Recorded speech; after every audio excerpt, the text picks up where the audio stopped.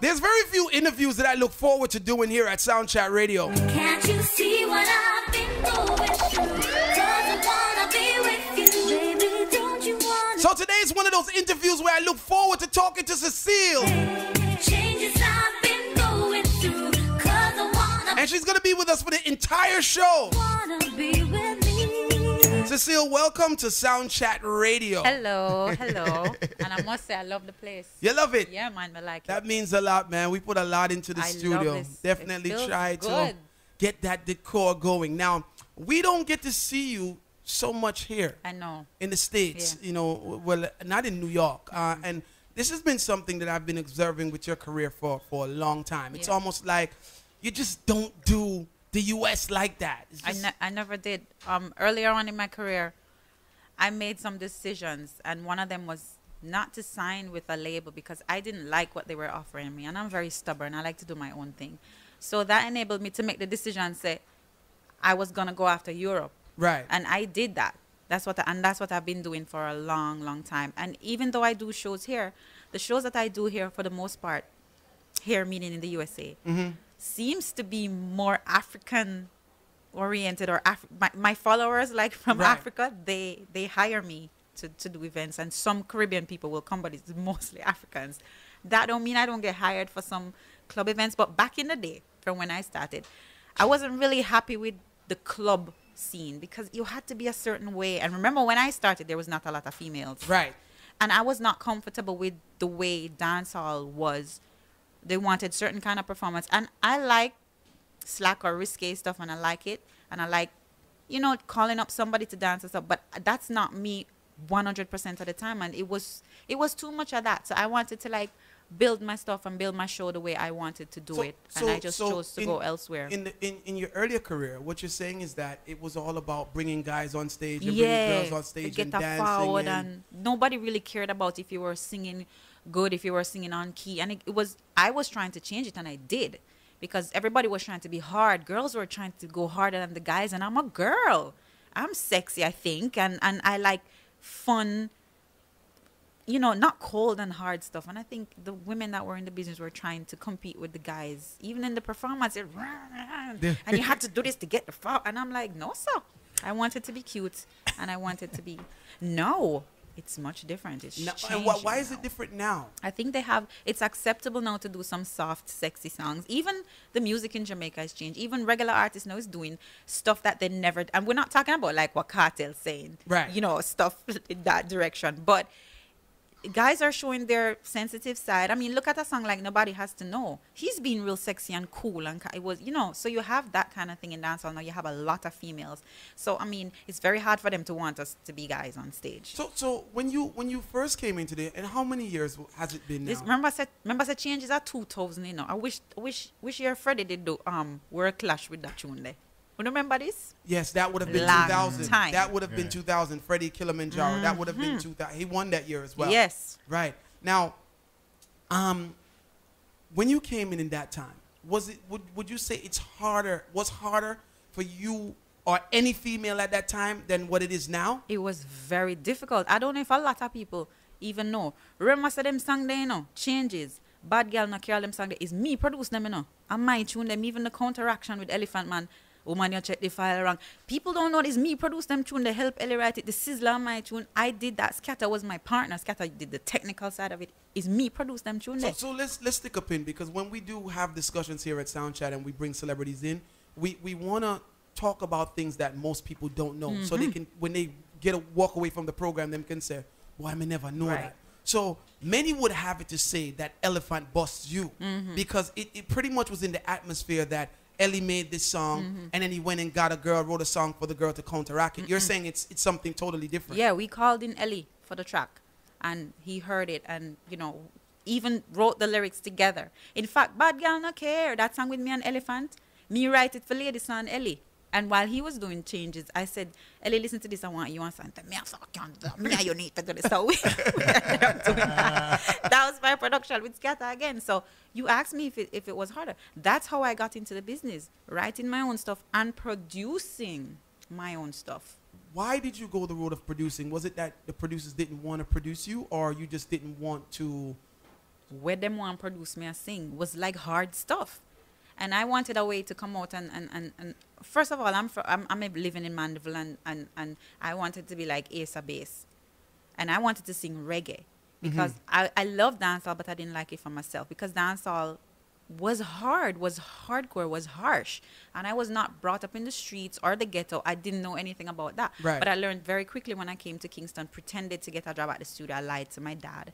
And I was just managing the place in exchange to learn production at Stephen Ventura Celestial Sounds. And that's what I did. And I pretty much learned that, oh my God, this is so hard. This is too hard. What am I'm going to have to do something. And I was managing the studio, so I met everybody. Steely and Clevie, Jeremy Hardin them, Sly and Robbie. They knew me as the secretary, manager, whatever, at the studio. They didn't even know that I could sing initially. And they respected me because I was running the studio. I was running a studio. You know, so I met everybody on a business level. So when I went to Jeremy, or when they finally found out that I could sing, that respect of working with me was when business was already there. Shocking Vibes Crew, Beanie Man them, Anthony B them, everybody already knew me. That's how I got into the business. I pretended that I had a job and I wasn't getting paid. I was just running the studio in exchange to learn about production. Some form of an internship. Right. Now, once you get in, does it still remain hard for you to stay in? Yeah. Again, this type of, or music, God bless with music, but as I say, it was very hard. You look at like the shows in America, the award show and stuff, and there are different types of artists. Even if the same genre R&B, not everybody doing the same thing. I think us Jamaicans, we focus on this kind of hardcore setting where who take the show, who bond on the show, and yes, that's a part of it. But you have the females that are soft and nice and just want to be sexy on stage, but it's like if you don't get this, if you don't perform this way, oh, you know, take the show and you flop. And now we're seeing where it has changed, where Tessan can be Tessan, Tammy can be Tammy, Elaine. You see Elena jump up and down on the stage. She has a beautiful voice, and people need to respect the different types of artists that Jamaica has. You're making an interesting point, because now that as you're speaking, I'm looking back from let's say Lady G, Sister Lady Nancy, Lady Anne. It was a lot of roughness. Yes. They all did what the boys did, and, yes. and you're actually right about it. Not to say that they weren't sexy, but they No. weren't trying to sell sexy. No. Sister Charmaine, they were pretty much just in there with the guys Because and they trying had to get to. the same They respect. had to compete. It was grimy. They all had to do it. Would you say that you were the first artist to try to come in and smooth it out? And I think so, because I've always been talking about, you know, us being ourselves. And I remember lots of time when I tried to, before producing my own stuff, I would go somewhere to sing, and I was singing like a singer on a dancehall track, and everybody said that not gonna work in a dancehall. Producers, I remember once I reminded Patrick Roberts I did this and was singing on a dancehall track, and Patrick said, wipe it. Wipe it means erase it. Erase it. Nah, Patrick go don't even, work out. I reminded Patrick and said that, no, say you never come on my studio. I say, yes, Patrick, I came to your studio. Was trying to sing on a dancehall track, and you said wipe it. How long did it take you to bust, as them say in our culture? Well, sound thing for me has been very good to me. As I said, Freddie, we did that dub, and that brought me a lot of attention. But how I got to write that song was, oh my God, Firelinks came to the studio and gave me a rhythm and said, I want you to record. That time I don't have no song, you know. Why you record a song for me? I'm say, all right then, cool. I said, what could I write? He's gonna have a bagger man on the rhythm. Say, oh my God, what am I gonna do? So I'm say, all right then, you know, so I got trouble to select them. I started with Rolex, with Matterhorn, couldn't find nothing to say about Firelinks. And then I ran out of selectors that people would know worldwide. Right. That's how I started putting DJ's name in the song. Shaggy, Spraga, Caperton Par with a bag of Bobo. So I tried to find things that were really true. That people could relate to. To put in the song. When I done write the song, me not have no chorus. I only had the verses. I said, Scatter, listen to this. And he said, yo, that bad. I said, but me not have no hook. And the radio was playing, and Mary J. Blige song came on. Can't you remember that song there? Yes, on the 401. yes. And I'm like, Scatter, may I use this for the hook? And he was like, you crazy? I said, yeah, I go put it in. Can't you see what I've been going through, trying to find love, whatever. We just made it up. I said, Scatter, me nah voice it for Firelinks. I'm going to voice it for myself. It must boss. And another thing people might not know. We were at a bridging of our studio and him did have the rhythm put on where who built it? You now know as the left side Parks. Can remember our live Parks on. Left side was the one who built the rhythm the way you just play. Oh wow. Yeah. And we just sing it pon it, fit it pon it. Never did no intro and Scatter and me war for that. Him say dancehall song must have intro. I don't want an intro. It was a massive, massive song. You remember Ninja when the song, what was 2000 you said? About 2000. Massive, massive song. We're talking to Cecile. We're about to, reveal her album to the world, premiere her album to the world. But before, I just want to know what's in her brain, what she's thinking about before we start talking about the album. The reason why we brought this thing up is because, I don't know, because being outside of Jamaica gives you more of a in-depth look of what's going on in Jamaica. It kind of seems like when you're in Jamaica, you just accept everything because with us there Jamaica and other things going in Jamaica. But when you're here and you're looking back, you say to yourself, what the hell are these female artists doing in Jamaica? So because we've been, having that discussion here and there on the radio, we decided to look back and say, well, Cecile bust, Tanya bust, Itana bust. We also looked at Africa. We didn't name Elaine though. Yeah, we didn't name Elaine. Yeah, we didn't name. No, we didn't name Elaine. But Elaine should be in there because again, it's if you don't travel certain places, and I, luckily for me, have the opportunity where I might not get a lot of fanfare in Jamaica or over here, but people go into music to make money, and when you talk about performances outside of Jamaica, you have to put Elaine in there because I tour, and she's been there, and no, I can tell you. There's nobody, no young female that's doing what we doing. But I can tell you, J. Capri has started. Yeah, that girl. She has started She's to back. go into, because the French territory, that's like my territory. And she's in there. She reminds me of like a new generation of Patra. Right. That's it. She just has the Patra thing locked. Yeah, man. And it's working for her. Yep. Right? Those of you who, of course, don't know J. Capri, go to irishandchin.com. So Elaine has to be in there because you see all Africa.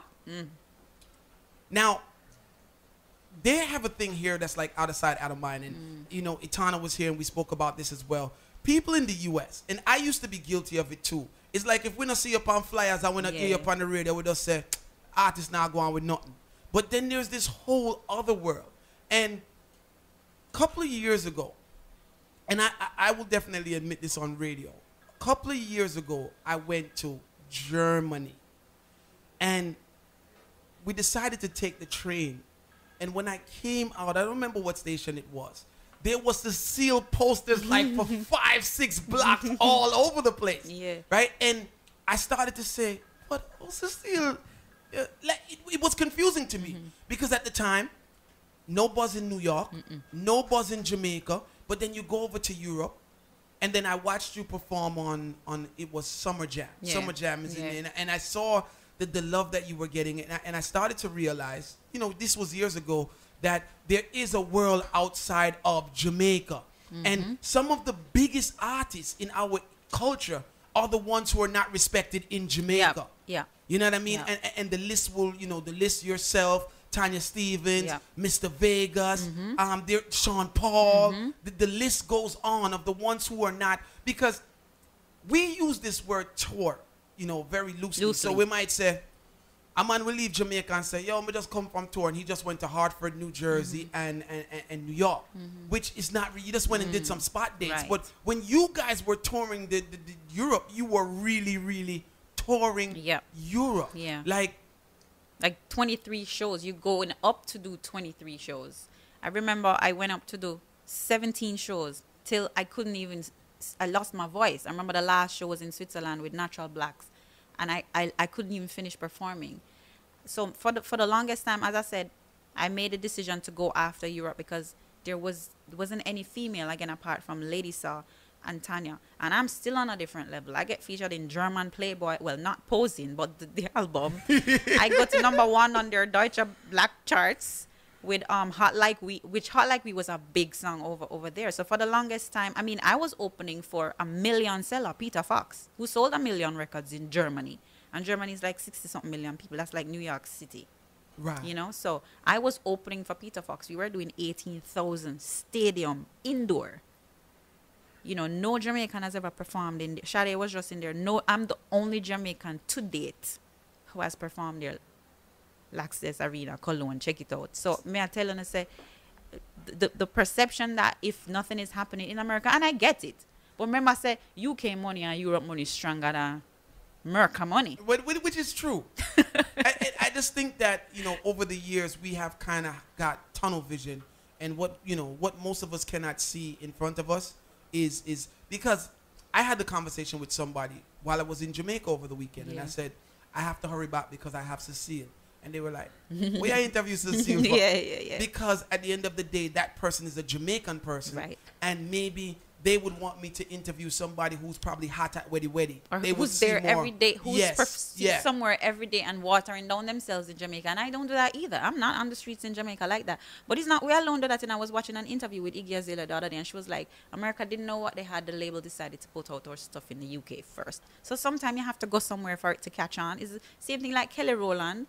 Most of our EDM songs or whatever caught on in Europe first. So it's not only us that do that, you know? Oh, wow. Yeah. That's powerful words. Yeah. And now we're going to revisit this conversation Yeah. when we come back from break, because I think some people would be upset that you would say something. Them are like that. right. Yeah. I got to do me. And then obviously if you like something and if you like somebody, and the fans have changed. They're not just liking Cecile because, oh, she did changes or whatever. They like me and they like my voice. You have to understand that I have done a song that is UK top 20. I've done a song called Gold Dust. I don't know if you know it, with DJ Fresh. You can Google it. Over 400,000 copies sold to date of all the mixes. Some different people mixed it. Top 20 UK.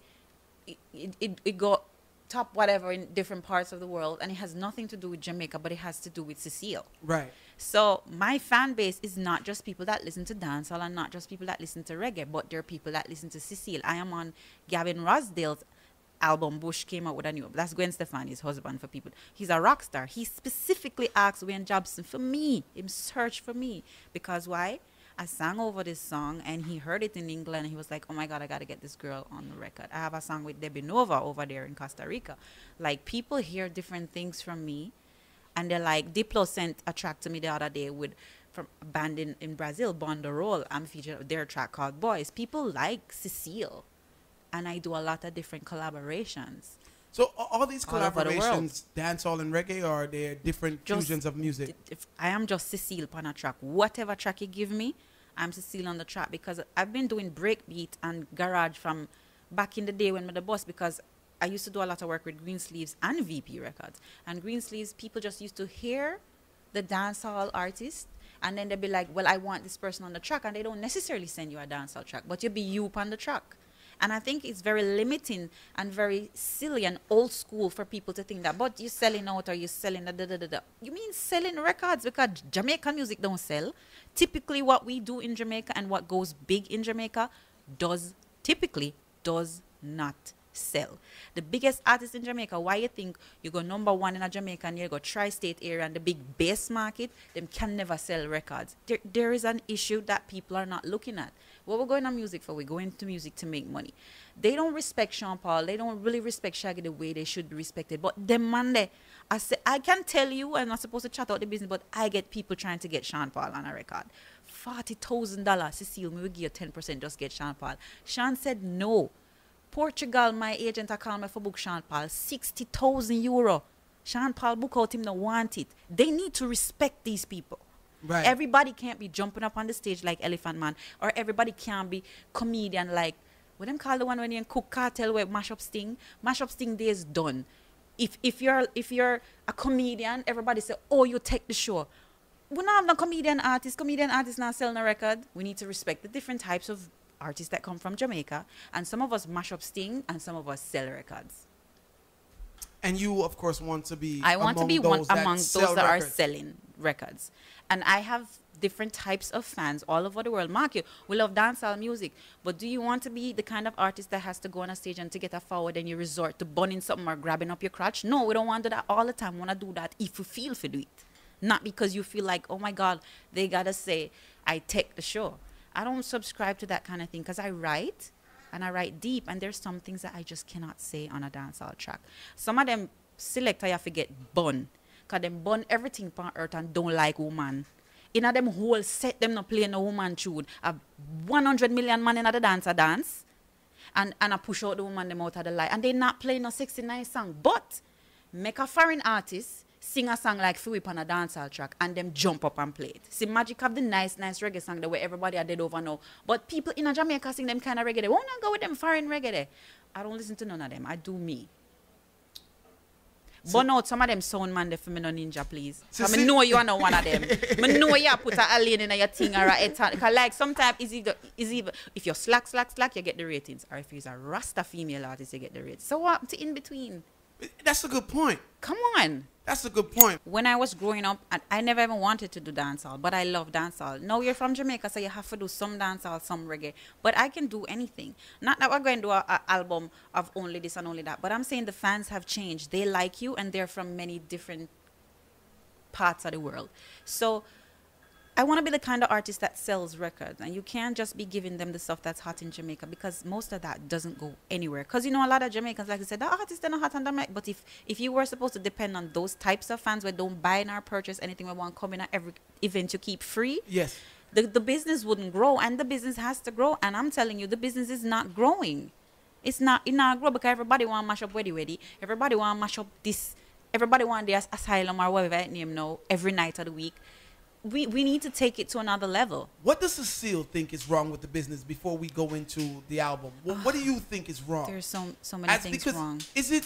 Well, I don't know if we would say you're a veteran yet. Because well, you can. I mean, over 10 years, I think so. Okay. I still look good, so I don't mind, you know. I look even better now, I've been told, so. Now, you have seen them come and seen them go. Yeah. What do you think is wrong with the business today, coming from a female's perspective? Well, I can tell you, it's not only from a female perspective, but also from a producer, because I'm a very good producer. Caller, please hold. The first thing that needs to change, not only in dancehall, but in Jamaican music in general, is juggling. Juggling? Yeah. It needs to stop. It needs to get rid of completely. It should be one song, pan one rhythm. Caller, please hold. You know, and you have to understand that you know how that came about, the toasting thing, and it was a vibe thing to do in the dance when the man them do it on the version. Going up in the years now, it was a financial thing, because we've never had the capital or the investment in the labels, so people kind of did that. It was cheaper to do, right? But that mash up the business. You will never have a female artist or a young female artist possibly that will ever get the lead on a juggling rhythm over certain people. In a matter what, Ninja, you probably never gonna look down at track 13 for listen. And plus, that's too much music. If you check out how much music produced in Jamaica every week, times the rhythm them by the different producer, times 8 song, put it at 8 on the rhythm. Look here, that's too much music. The fans can't afford to buy all that music. You can't afford to play it. That's why you can't even get the new Cecile record. I don't even call people and ask them to play a record for me, because it's too much. If you when Johnny Wanda email out something, people don't even listen because it's too much music. See, the market is too saturated. It's too much, and who's gonna buy it? Nowadays, people some artists don't even think about selling, or them think if you have this amount of views on YouTube, it's fine. But I am thinking of bigger than that, because I hang out with real stars and I know what real money is, right? Shaggy have money, Sean Paul have money. I don't sure about nobody else money. I know Chronic's going to have some money, but I know Ladies have money. See, you know what I'm saying? You can't dispute what she has done. I kind of think that our industry, caller please hold, I kind of think that the number one thing that's wrong with our industry is that our artists are not trying to make money. I think that their first prerogative is to just be hot. It's to be famous. And yeah. hot down in Jamaica, they just want to be hot. Area. They just want to be what they define as a celebrity, but not a financial celebrity. If the financial comes along with the celebrity, then it's a good day for them. But I think that they just want to walk up and down, be able to go to big hotels and get on the plane and just feel important. And be honest. They want to be able to have all the girls because it's easy. I mean, look at Elephant Man. This has nothing to do with the girls. I'm saying, if I was Ellie manager back in the day, Ellie would have had a doll. Like an Elephant Man doll that say, when you wind it up, you say, oh, ready. You know how that's what they're selling in Japan? They don't, no marketing, no branding, no nothing. Nothing, nobody capitalizes on. Look how hot Ellie was. Ellie should have had toys and stuff, selling. Is what myself and Cecile and Ninja's discussing, is there some truth to it, in your opinion, as those of you who are listening? Do we not value the music? Or do we not value the stardom for what it should be valued for? Do you feel that the artists coming out of Jamaica are on the wrong road? Is stardom to them, or being an artist to them, about a hype, or is it about money, or is it about both? Cecile has a brand new album. We're going to get into that right now. Now, the first track of the album that has already been released, we played it here on Soundchat Radio. It's called Turn It Up. So I'm going to start off with that because, of course, that's something that's already out there. Everything else, how much tracks is on the album? 16. 16 tracks. That means there's going to be 15 tracks on this album that none of you have heard before, right? So we're going to kick it off with this one. And again, the number is 718-554-8598. It's not often that we get to sit down with a female artist in the industry who has done it. We speak to inspired female artists, those who are got a little buzz now and, talking about where they would like to go with their music. But Cecile has been there. You're huge in Africa. Yeah. You're huge in Europe. So your opinion is valid because you have torn and you have done the things that we are now going to discuss here on Soundchat Radio.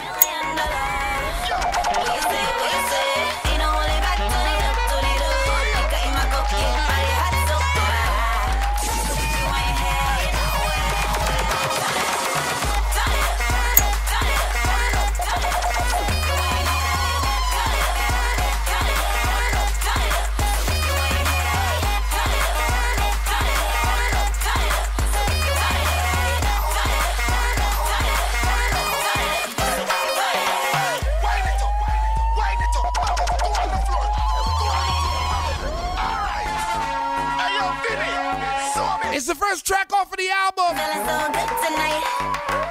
Turn it up. I'm looking like $1 million.